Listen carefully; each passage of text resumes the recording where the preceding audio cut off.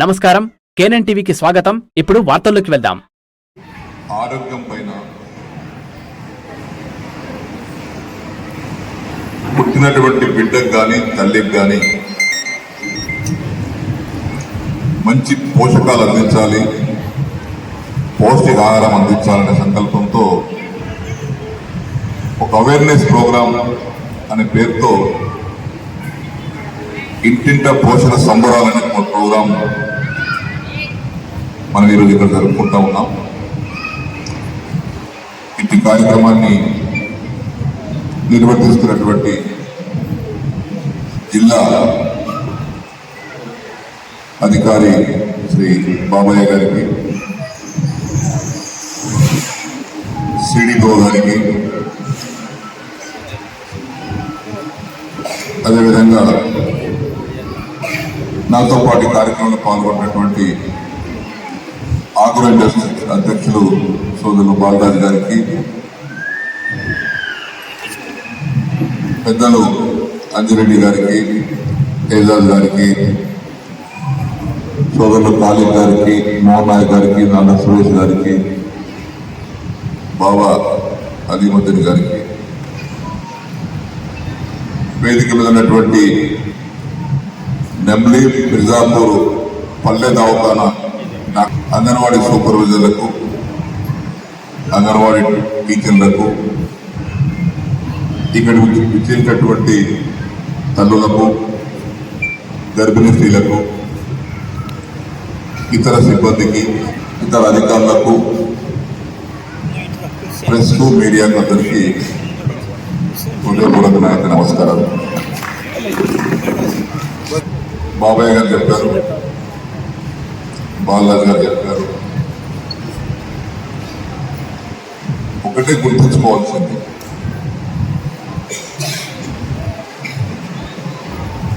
గతంలో కూడా గర్భిణీ స్త్రీలు ఉన్నారు, బాలింతలు ఉన్నారు. ఆనాడు డాక్టర్లు లేరు, ఆపరేషన్స్ లేవు, వైద్యం లేదు.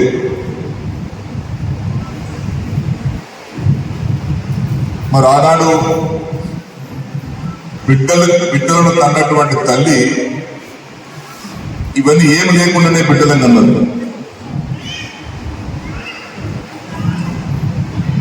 మంత్రశాలలో వచ్చి డెలివరీ చేసేవారు,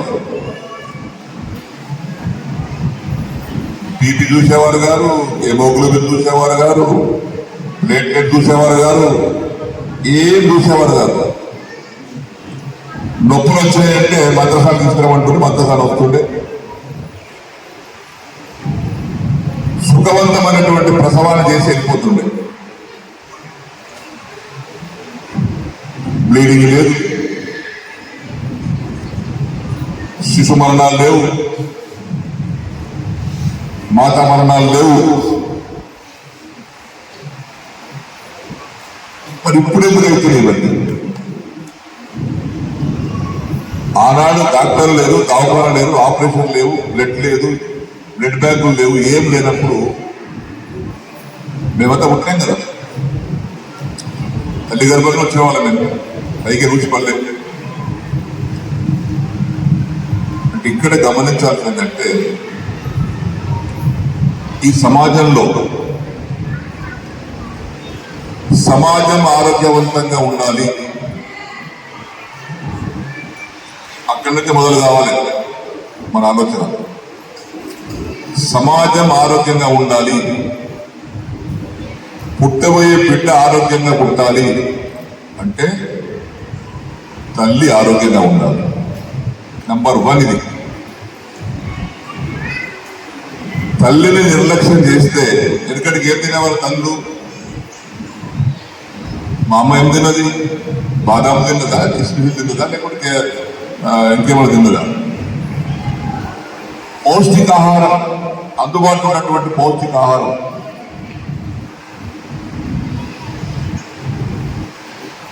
పురుగు మందులు కలపనటువంటి భోజనం, రసాయన ఎరువులతో పండించినటువంటి పంటలు, జొన్నలు కానీ మొక్కలు కానీ వరిధాన్యం కానీ కూరగాయలు కానీ పండ్లు కానీ ఇవన్నీ స్వచ్ఛంగా కలుషితమైనటువంటి భోజనాన్ని మక్క రొట్టెలు, జొన్న రొట్టెలు, గట్కలు, అంబలు, హోటల వద్ద సూపు కాల్పించిన సూపులు, జొన్నమ్మల కంటే మంచిగా ఉంటారు సూపు. అది జొన్నమ్మలు చాలా పెద్ద గట్టిగా ఉంటాం మనం. రాగంబలి అంటే తల్లి అనేటువంటి వ్యక్తిని మనం క్షేత్రంగా ఆధారంగా చేసుకొని ఆ తల్లి గర్భిణికి అయినగానే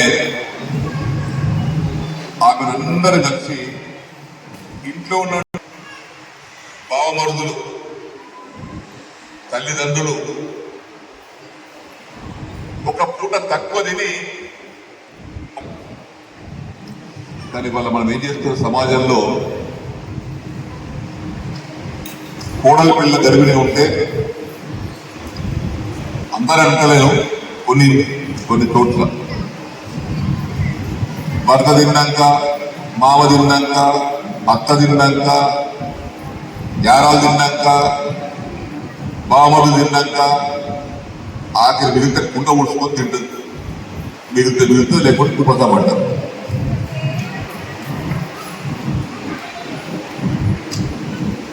అక్కడికైనా మొదలైతుంది రోగం. గర్భిణీ స్త్రీని ఏం చేస్తాం? రాత్రి అన్నం మిగులుతుంది. అత్త చెప్తే పిల్ల రాత్రి మిగిలి కదా తిను, నువ్వు తిని మరి అది కోళ్ళ కింద పెట్టు.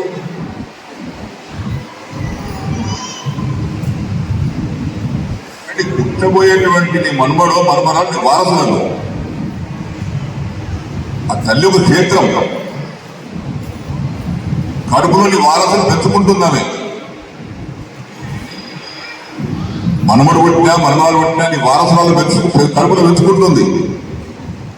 ఆ కడుపులో పెంచుకున్నటువంటి ఆడబిడ్డను అన్ని విధాలుగా ఆరోగ్యవంతంగా ఆహారం అందిస్తే నీకు ఆపరేషన్ అవసరం లేదు, సర్జరీ అవసరం లేదు, రక్తం ఎక్కించాల్సిన అవసరం లేదు, శిశు మరణాలు ఉంటాయి, తల్లి మరణాలు ఉంటాయి, నార్మల్ డెలివరీ అవుతుంది. పుట్టిన బిడ్డ కూడా కనీసం 2.5 కిలోలు పుడితే ఆరోగ్యవంతం ఉన్నట్టంట.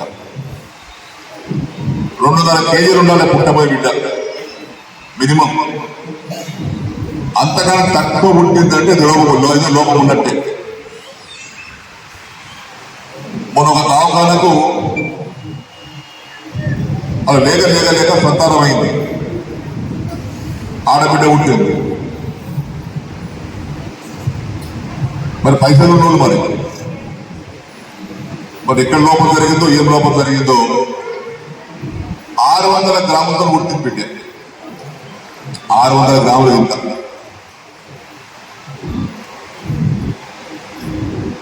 ఆ బిడ్డను బతికించుకోవాలి. ఆ తల్లిదండ్రుల యొక్క తాపత్రయం. 3 మాసాలు దవాఖాన వచ్చారు. డాక్టర్ ప్రయత్నం చేసి ఆఖరికి బతికించింది. ఇలా బిడ్డ 200 కిలోలు అయింది, 203 కిలోలు అయింది, పెద్ద కూడా అయింది. అంటే ఆ తక్కువ బరువులు ఉండడానికి కారణం ఏంటంటే తల్లిలో ఉన్నటువంటి లోపమే దానికి కారణం. అందుకే ఈరోజు అంగన్వాడీ సెంటర్లో ప్రభుత్వాలు ఎవరు వచ్చినా ఎవరు పోయినా పేద మహిళలకు కనీసం కడుపు నిండా ఒక పూట భోజనం పెట్టాలనే ఉద్దేశంతో ఒక గ్లాసు నిండా పాలు, గుడ్డుతో సహా ప్రతినిత్యం అంగన్వాడీ సెంటర్కి వచ్చే తినిపోవాలని ఎందుకంటామంటే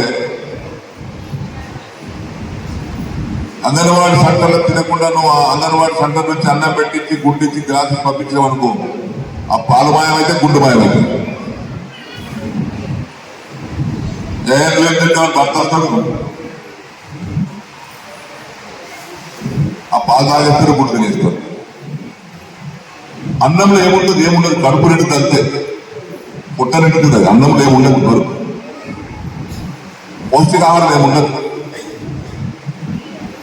కాబట్టి మన గర్భిణీ స్త్రీలు ఎవరింట్లో ఉన్నా, మా ఇంట్లో ఉన్నా, మీ ఇంట్లో ఉన్నా, ఆ ఇంట్లో ఉన్నా, ఈ ఇంట్లో ఉన్నా, గర్భిణీ స్త్రీ ఆరోగ్యాన్ని మనం కాపాడుకుంటే సమాజమే ఆరోగ్యంగా ఉంటుంది.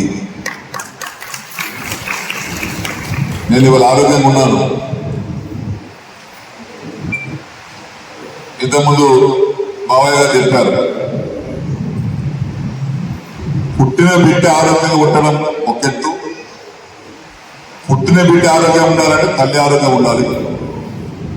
ఒక చెట్టుకు మంచి పండు కావాలంటే ఏం కావాలి? చెట్టుకు బలంగా ఉండాలి. చెట్టు బలంగా ఉంటేనే కాయలు బలంగా ఉంటాయి. ఆ తల్లి ఆరోగ్యంగా ఉంటేనే పిల్లలు ఆరోగ్యంగా ఉంటారు. ఆరోగ్యంగా పుట్టడమే కాకుండా కనీసం పుట్టిన బిడ్డకు బలంగా ఉండాలి. రోగాలు రావద్దు, బీపీ రావద్దు, షుగర్ రావద్దు, ఎలాంటి సమస్యలు రావద్దు. పుట్టిన రోజు జన్మన్న రోజు గట్టిగా ఉండాలంటే తల్లి పాలు కనీసం 2 సంవత్సరాలు తాగాలి. Minimum 2 years.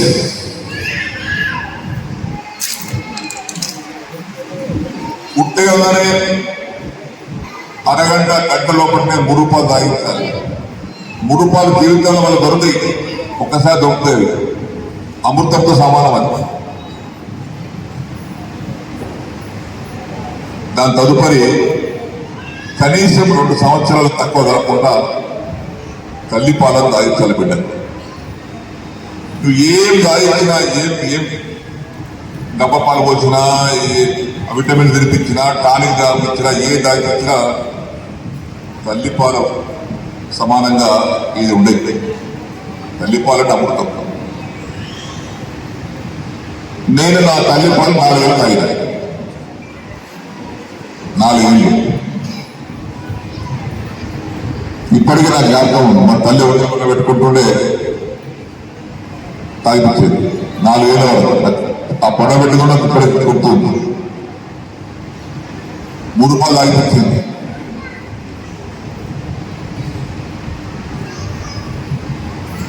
మీరు ఇప్పుడు లావుగా అంత దత్తకి ఏం రోగం లేదు, బీపీ లేదు, షుగర్ లేదు, హార్ట్ అటాక్ లేదు, ఏమి ఆరోగ్యంగా ఉంది. దానికి కారణం ఎవరు? మా తల్లే. మా తల్లి పుట్టినప్పుడు నాకు ఏ విధంగా అయితే ఆమె ఆరోగ్యం ఉండి నన్ను అన్నదో ఆమె ఆరోగ్యం నాకు వచ్చింది. 107 ఏళ్ళు బతికింది మా తల్లి, 107 ఏళ్ళు బతికింది. కాబట్టి మనం అందరం వేదిక మీద ఉన్న వాళ్ళు కానీ, వేదిక ముందున్నటువంటి వాళ్ళు కానీ చేయాల్సింది గర్భిణీ స్త్రీని ఆరోగ్యవంతంగా చూసుకోవాలి. అన్ని వదిలిపెట్టి కనుక్కుంటే సూత్రం. నువ్వు పాలిస్తావా, గుడ్డిస్తావా, మాంసం పెడతావా, చికెన్ పెడతావా, ఇంకేమైనా ఇస్తావా, ఆరోగ్యంగా తల్లి చూసుకోవడం ముఖ్యం. బాబాయ్ గారు ఎంతమంది అన్నారు అవార్డు వచ్చిందని? ఒక రెండు సంవత్సరాల క్రితం అనుకుంటాను మా కాస్త దవాఖానకు ఎంక్వైరీకి వచ్చారు. ప్రపంచ ఆరోగ్య సంస్థ, జాతీయ ఆరోగ్య సంస్థ సంయుక్తంగా కలిసి దేశం మొత్తంగా సర్వే చేశారు. ఏం చేశారు? ఏ ప్రభుత్వ దవాఖానలో కానీ, ప్రైవేట్ దవాఖానలో కానీ తల్లి పాలను తాగాలని ప్రోత్సహిస్తున్నటువంటి దవాఖానలు ఏవి? పుట్టిన బిడ్డకు 3 రూపాయలు తాగించేటువంటి దవాఖానలు ఏవి అని 2 సంస్థలు కలిసి సర్వే చేశారు దేశవ్యాప్తంగా. 4 దవాఖానలు సెలెక్ట్ అయినాయి. అందులో 3 దవాఖానలు ప్రైవేట్ సెలెక్ట్ అయినాయి. దేశం మొత్తం మీద రాష్ట్రం కాదు, ఒకే ఒక ప్రభుత్వ ఆసుపత్రి సెలెక్ట్ అయింది బాన్స్వాడ మాతృ అవకాశం అవార్డు వచ్చింది మాకు కానీ సర్టిఫికేట్ ఇచ్చారు. పుట్టిన బిడ్డకు పుట్టిన వెంటనే 3 రూపాయలు తాగించేటువంటి ప్రోత్సహించేటువంటి దవాఖాన, పుట్టిన బిడ్డకు ఎక్కువ రోజులు తల్లిపాలు తాగించాలని ప్రోత్సహించేటువంటి దవాఖాన, తాగిస్తున్నటువంటి దవాఖానని సర్వే చేస్తే బాన్స్వాడ నంబర్ 1 వచ్చింది.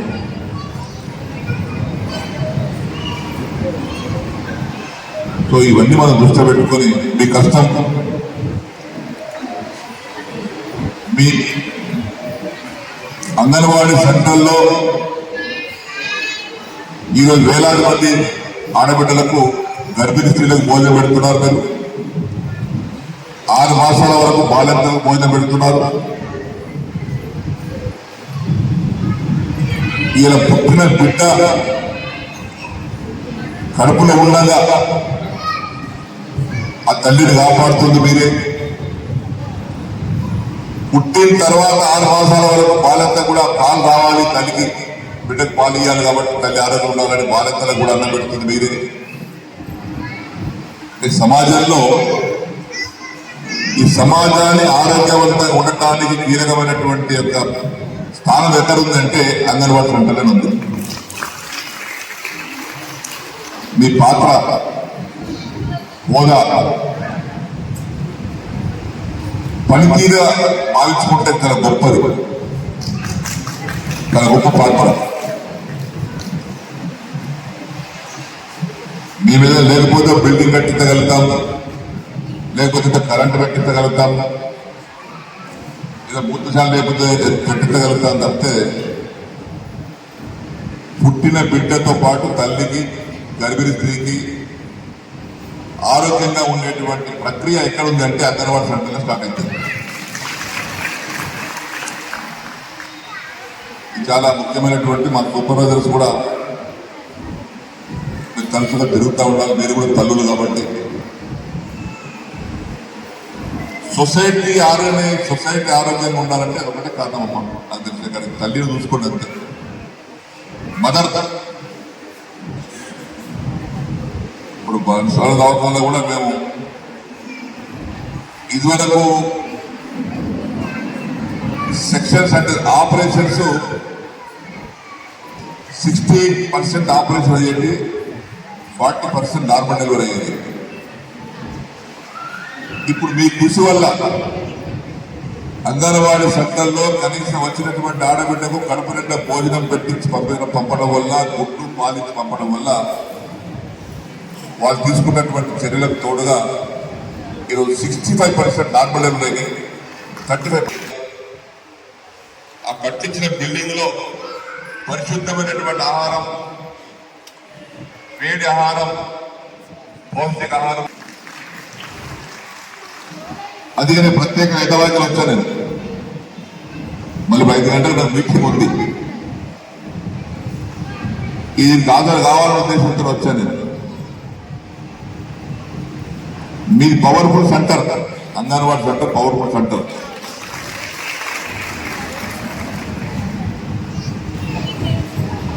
పర్యవేక్షించే బాధ్యత వారిది, అమలు చేయాల్సిన బాధ్యత మీది, మౌలిక సదుపాయాలు కల్పించాల్సిన బాధ్యత మాది. నేను ఇక్కడ చూశాను. ఇప్పుడు అక్కడక్కడ కొన్ని చోట్ల నాకు ఎక్కడైతే తరచుగా మీరు వెళ్ళరు కాబట్టి మీ పనులు మీరు నిమగ్నమై ఉంటారు కాబట్టి ఆ స్థానిక నాయకులు అడిగినటువంటి దాంట్లో అంగన్వాడీ బిల్డింగ్ కావాలి సార్ అంటే అడిగేటువంటి దానికి ఎక్కడ నేను నో అనలే. 112, 113 అంగన్వాడీ బిల్డింగ్ శాంక్షన్ చేశారు. కొన్ని కట్టారు, ఇక కొన్ని నిర్మాణాలు ఉన్నాయి. అప్పుడు 9 లక్షల రూపాయలు ఇచ్చారు ఒక అంగన్వాడీ సెంటర్కి. మళ్ళీ తక్కువ అంటే మళ్ళీ 2 లక్షలు 3 లక్షలు మళ్ళీ కూడా ఇచ్చారు. కొన్ని నిర్మాణాలు ఉన్నాయి, కొన్ని పూర్తయినాయి. అడిగినటువంటి వారికి ఎక్కడ నేను కాదనలేదు, ఇచ్చాను. అడిగినటువంటి దగ్గర నాకు తెలియక అడగల చేయలేకపోయాను తప్పితే మనకు కొన్ని ఉన్నాయి. అంగన్వాడీ బిల్డింగ్లు కావాల్సినటువంటి కొన్ని ప్రాంతాలు ఉన్నాయి, అవి కూడా ఇస్తాం. మా సూపర్వైజర్లకు నా request,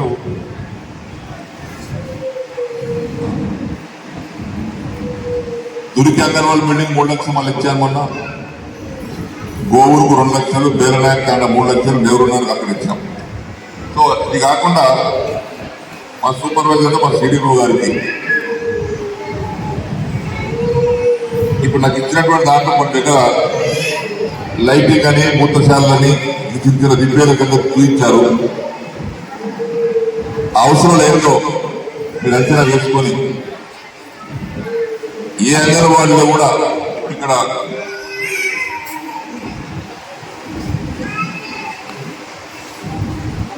drinking water, toilets, current ఇవి ఎక్కడెక్కడైతే మీకు కొరత ఉన్నాయో మీ సూపర్వైజర్ల ద్వారా వారి అంగన్వాడీ టీచర్ల ద్వారా సమాచారం సేకరించి నాకు ఇవ్వండి. దానికి కొంత డబ్బు ప్రత్యేకంగా అంగన్వాడీ సెంటర్ను దృష్టిలో పెట్టుకొని అంగన్వాడీ పాలకులు, గర్భిణీ స్త్రీలు, చిన్నపిల్లలు ఉంటారు కాబట్టి అదేమి లేకపోతే కూడా కష్టమైన వాళ్ళకు ఆ మినిమం ఫెసిలిటీస్ ఏం కావాలో నాకు ఇవ్వండి. వాటిని కావాల్సిన డబ్బు నేను సమకూరుతానని చెప్పేసి కూడా ఫస్ట్ ప్రియారిటీ ఈ ప్రియారిటీ అయినా తీసుకున్నాము. ఇది చాలా అవసరం కూడా. డ్రింకింగ్ వాటర్, కరెంటు, మూత్రశాలలు. కాబట్టి దాన్ని మీరు వెంటనే ప్రతిపాదనకు అందజేయవలసిందిగా నేను కోరుకుంటా ఉన్నాను. ఇది చివరగా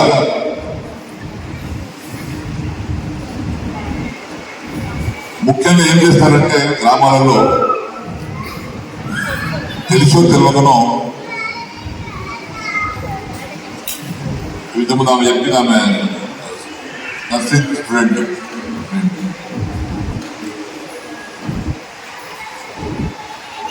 పౌష్టికాహారం అనేది అన్నిట్లో ఉంటుంది. నేను పలానా వస్తువు తింటాను, పలానా నాకు ఇష్టమని కాదు. మా బాబాయ్ మాట్లాడుతున్నప్పుడు నాకు గుర్తొచ్చినాయి. అప్పుడప్పుడు నేను కొద్దిగా మొండి నేను ఆకస్మికంగా నేను హాస్టళ్లకు, రెసిడెన్స్ స్కూళ్ళకు కలిగి వెళ్తాను.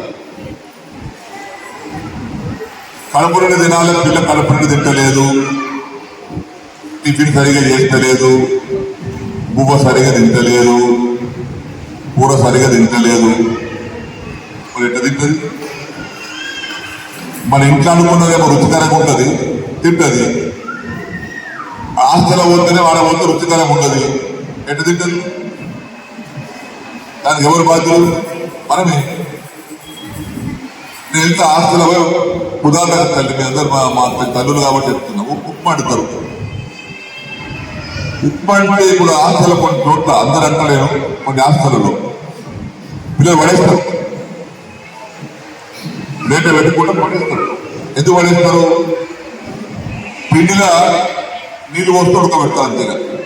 అలా నూనె వేయరు, పల్లి పలుకులు వేయరు, కొత్తిమీర వేయరు, కరివేపాకు వేయరు, జీలకర్ర వేయరు, ఆవాలు వేయరు, మెంతులు వేయరు. మరి ఇంట్లో అనుకుంటే ఇవన్నీ వేసుకోవాలి. మరి ఇవన్నీ లేకనా స్టోర్లో ఉండే డబ్బులు ఉంటా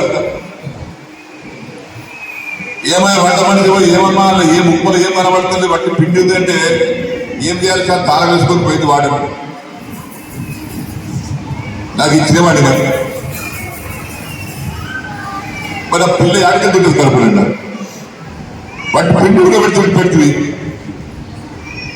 ఆ పప్పుచారు చేస్తారు, పప్పుచారు పప్పే ఉండదు, నీళ్ళు ఉండదు, అది ఏముండదు. ఇంకా కారం వేస్తారు, నీళ్ళు పోస్తారు, చింతపండు ఇస్తారు, పడేస్తారు, తిరుగుతుంది. ఎడకబెట్టారు. ఇన్ని చోట్ల పొరపాటు జరుగుతున్నాయి. ఇవన్నీ మనం సవరించుకోవాలి. ఇదంతా నా ద్వారా నేను హాస్టల్ వార్డులకు నేను రిక్వెస్ట్ చేస్తున్నా, ఈ ప్రెస్ ద్వారా, మీడియా ద్వారా. మీ ఆధీనంలో ఉన్నటువంటి ఆడబిడ్డలు కానీ మగబిడ్డలు కానీ పేదవారు వాళ్ళందరూ. శ్రీనివాసరెడ్డి కొడుకులో శ్రీనివాసరెడ్డి మనములు లేరు అక్కడ. నిరుపేదలు పేదలు ఉన్నారు. మీ ఇంటికెళ్ళి వేయకండి. ప్రభుత్వం ఇచ్చినటువంటి దాంట్లోనే ఖర్చు పెట్టండి.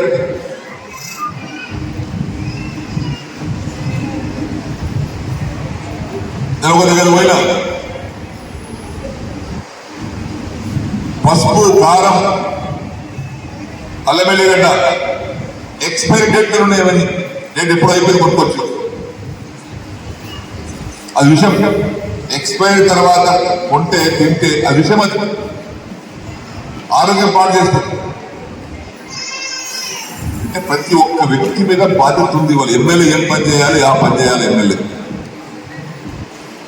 సర్పంచ్ ఏం పని చేయాలి, సర్పంచ్ చేయాలి. కలెక్టర్ ఏం చేయాలో కలెక్టర్ పని చేయాలి. ఒక టీచర్ ఏం పని చేయాలో పని చేయాలి. ఒక వార్డుని ఏం చేయాలో పని చేయాలి. ఎవరి బాధ్యతలు వాళ్ళకు రాసి పెట్టినారు. మనం అందరం గట్టిగా చేస్తే ఏ పొద్దు చెప్పండి, ఏం పొందుతా ఉండవు. అరే మీరే క్యాకర్నేగా జాను నాకేం వచ్చింది అనుకుంటుంటే అంత గట్టిగా ఉంటుంది. ఎవరి బాధ్యత వాళ్ళకి. మనం అందరం ఎందుకున్నాం ఇక్కడ సమాజంలో?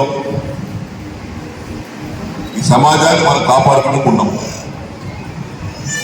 సమాజంలో ఉన్నటువంటి ఇప్పుడు ఎందుకు దవాఖానలో డ్రెస్ ఎందుకు పడతలేదు, జనం ఎందుకు పడతలేదు?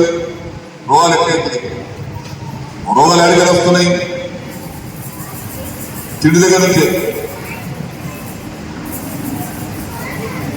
కాబట్టి ఇక్కడ ప్రతి చోట హాస్టల్ ఉన్నటువంటి వార్డులు కానీ, రెసిడెన్స్ స్కూల్స్ ఉన్నటువంటి ప్రిన్సిపాల్స్ కానీ, అంగన్వాడీ సెంటర్ ఉన్నటువంటి మీరు కానీ, దవాఖాన ఉండేటువంటి భోజనాలు కానీ, దవాఖాన పెడితే భోజనం రోజు 8 గంటలు పెట్టగలరు. అన్నం వల్ల కొడతా. అంటే ఎక్కడైనా కానీ బాధ్యతను మర్చిపోతే ఈ సమాజానికి చాలా నష్టాలు వస్తాయి. మన ఇంటికి ఎవరు రూపాయి పెట్టాల్సిన అవసరం లేదు. దాన్ని ఖర్చు పెట్టడం చాలు. కడుపు నిండా పిల్లలు తింటారు. ఏం లేదనుకో పడేస్తారు, బయట పడేస్తారు, వెళ్ళిపోతారు.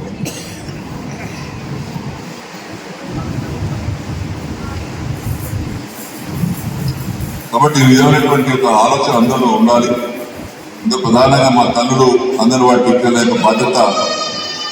మీది క్షేత్రం. ఒక చెట్టు పెట్టిన తర్వాత చెట్టు కాపాడేటువంటి బాధ్యత మొదటి దశలో మీదే. ఈ పెరిగి పెద్దగా అయిన తర్వాత మేము చూసుకుంటారు, వార్డులు గీడలు చూసుకుంటారు. కానీ ఆఖరి ఫస్ట్ క్షేత్రం ఫౌండేషన్ మీదే. మీ డ్యూటీ మామూలు కాదు. ఇది ఈ సమాజానికి ఆరోగ్యవంతమైన సమాజాన్ని అందించేటువంటి బాధ్యత మీలో ఉంది. దానికి అందరం కట్టుబడి ఉండాలని కోరుకుంటూ, ముఖ్యంగా మంచి కార్యక్రమం ఏర్పాటు చేశారు. నేను పోయినసారి వచ్చాను, ఈసారి కూడా మీ అందరూ కూడా మరొకసారి శుభాకాంక్షలు తెలియపరుచుకుంటూ, వేదిక మీద పెద్దలందరికీ కూడా ధన్యవాదాలు తెలియపరుచుకుంటూ నేను సెలవు తీసుకుంటాను. అంగన్వాడీ కేంద్రంలో జరుగుతున్న ఆరోగ్య భోజనం గురించి వివరంగా చెప్పారు సార్. ఒకప్పుడు మనకి సంపూర్ణ భోజనం అనేది లేదు. ఇప్పుడు అందరూ